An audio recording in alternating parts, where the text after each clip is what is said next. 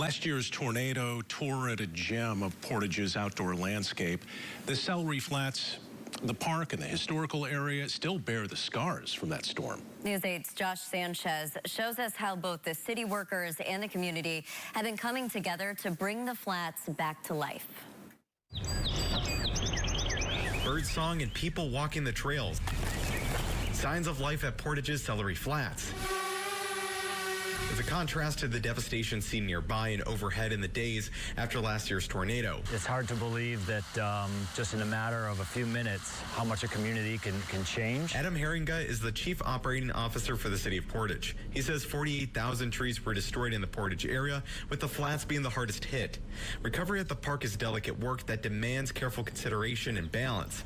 Herringa says the city is working with the forester to plan the next steps. Does it make sense to take down all the trees that are damaged, leave the ones that are interior if you're dealing with a wetland?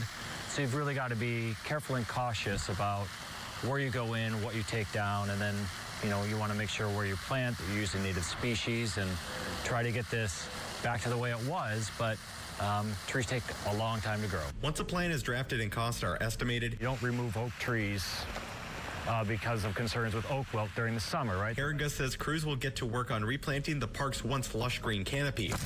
Recovery has already taken shape along a section of the Portage Creek Bicentennial Park Trail, where infrastructure was in disrepair. Train tracks, powered, there were a lot of repairs that had to be made fairly quickly. The popular trail was periodically closed as crews installed new power lines and light poles. A large patch of hay and seed cover where once shady trees loomed. It was just a matter of getting the trees that are in the way. Herringa says seeing it all come alive again illustrates both the past and future for the park. It does your heart good, but you also know, just looking around, that you can't unsee the damage that's still here, and that we still got a little ways to go. While the natural landscape grows into its new shape, city crews are working on preserving the historical landscape of Celery Flats. The historical area of the park preserves 4 buildings of the city's early years.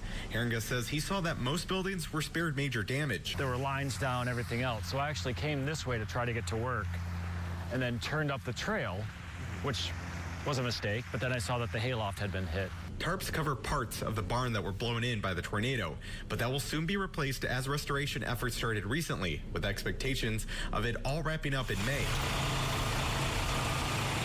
Key part of the recovery has been the community rallying together, both with helping one another rebuild and lending a helping hand to Mother Nature by replanting new trees.